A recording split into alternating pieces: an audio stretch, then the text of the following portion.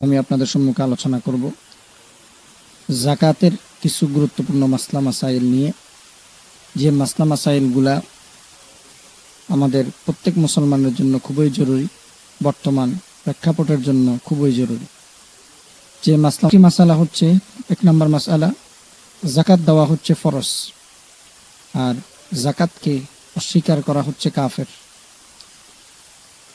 জাকাত একটি ফরজ বিধান, সেই অনুযায়ী আমরা প্রত্যেকেই চেষ্টা করব যে যথাসময়ে আপনার মূল্যবান জাকাত নামক এই ইবাদতটি যথাসময়ে পরিপূর্ণভাবে যেন আপনারা পরিশোধ করতে পারেন গরিব দুঃখীদের নিকট, সেটা সর্বোচ্চ চেষ্টা করবেন।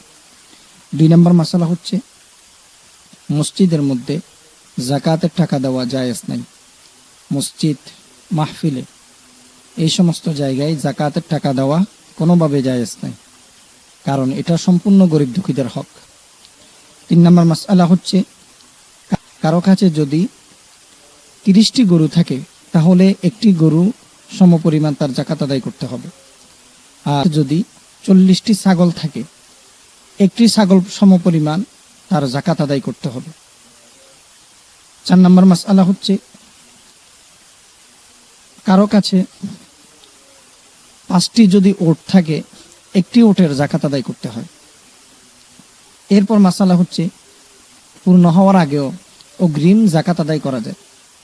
আপনার জাকাতের বছর এখনো পূর্ণ হয় নাই, আপনি অগ্রিম জাকাত আদায় করতে পারবেন, এটি শরীয়তের মাসালা, কোনো সমস্যা নেই, আপনার জাকাত আদায় হয়ে যাবে।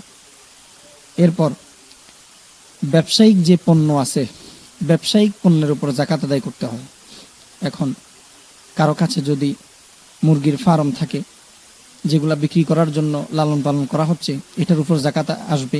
এইভাবে কারো কাছে যদি এমন কোনো প্লট জমিন থাকে, যে জমিনগুলো প্লট করে বিক্রির উদ্দেশ্যে অথবা সিন্ডিকেট করে বিক্রির উদ্দেশ্যে প্লট করে রাখা হয়েছে, এই প্লটগুলা, এই জমিনের উপর জাকাত আসবে। এরপর মাসালা হচ্ছে, অমুসলিমকে জাকাত দেওয়া যাবে না, অমুসলিমকে জাকাত দেওয়া জায়েজ নাই। মুসলমান গরিব দুঃখী যারা আছে তাদেরকে জাকাত দেওয়া যাবে।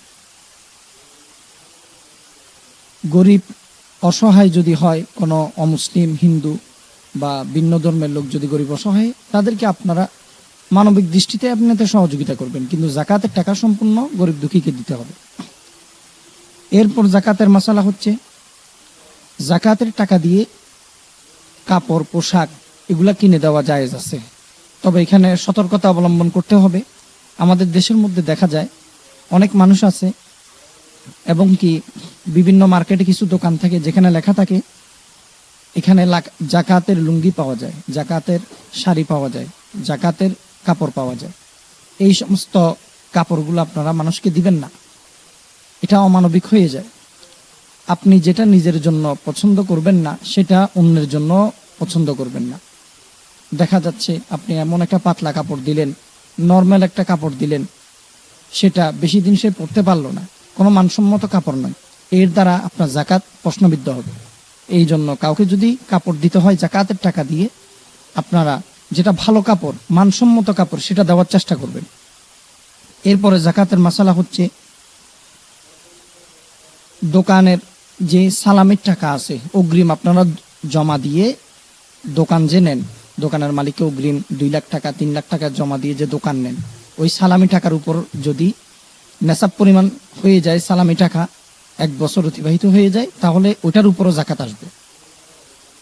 এরপর জাকাতের মাসালা হচ্ছে, আপনার অনেকতলা বিল্ডিং আছে, এই বিল্ডিং এর খরচের উপর কোনো জাকাত আসবে না, তবে এই বিল্ডিং এর মধ্যে কোনো ইউনিট, কোনো ফ্ল্যাট অথবা কোনো রুম যদি আপনি ভাড়া দেন, ওই ভাড়া সমপরিমাণ যদি নেশাব পরিমাণ হয়ে যায়, তাহলে ওইটার উপর জাকাত আসবে। এরপরে জাকাতের মাসালা হচ্ছে, আপনি কারো কাছ থেকে টাকা পান, এখন যদি তাকে বলেন, ভাই আমি তোমার কাছে কিছু টাকা পাই, সেটা তোমাকে জাকাত হিসাবে মাফ করে দিলাম, এইভাবে যদি কারো কাছে টাকা পান আর বলে দেন জাকাতের কথা, তাহলে আপনার জাকাত আদায় হবে না। জাকাত জিনিসটা নগদ পরিশোধ করতে হয়, কাউকে মাফ করে দিলেন জাকাত আদায় হয়ে গেল, বিষয়টা এমন নয়। এরপরে জাকাতের মাসালা হচ্ছে, ভাই বোনকে কিংবা বোন ভাইকে যদি গরিব হয় তাহলে জাকাতের টাকা দিতে পারে। কোনো ভাই গরিব দরিদ্র কিন্তু বোন বড়লোক, আল্লাহ তাআলা বোনকে সামর্থ্য দিয়েছে, ওই ভাইকে জাকাত দেওয়া যাবে, সমস্যা নেই। আবার কোনো ভাই তার সক্ষমতা আছে, তার টাকা পয়সা অনেক বেশি, বোনকে চাইলে জাকাত দিতে পারবে, কোনো অসুবিধা নেই। এরপর সন্তান মা বাবাকে অথবা মা বাবা সন্তানকে কোনো জাকাত দিতে পারবে না। এরপর জাকাতের মাসালা হচ্ছে কোনো কর্মচারী বা কাজের বুয়াকে বেতন বাবদ জাকাতের টাকা পরিশোধ করা যাবে না। বেতন আলাদা দিতে হবে, যদি জাকাত দিতে মনে চায় জাকাত আলাদা দিতে হবে। জাকাতের টাকা দিয়ে কর্মচারী বা কোনো কাজের বুয়া আপনি তাদেরকে জাকাতের টাকা থেকে বেতন দেওয়ার চেষ্টা করবেন, জাকাতের টাকা থেকে বেতন দিবেন, এর দ্বারা আপনার জাকাত আদায় হবে না। সম্পূর্ণ জাকাতের টাকাটা আলাদা দিতে হবে, বেতন আলাদা দিতে হবে। এরপর আমাদের সমাজে দেখা যায় অনেকে জাকাত পরিপূর্ণভাবে আদায় করে না। কারো কাছে 1 কোটি টাকা জাকাত আসলো, কিন্তু সে 50 লাখ টাকা দিয়ে বুঝ দিয়ে দেয়, অথবা এই 1/3 দিয়ে সে পার পেয়ে যাওয়ার চেষ্টা করে।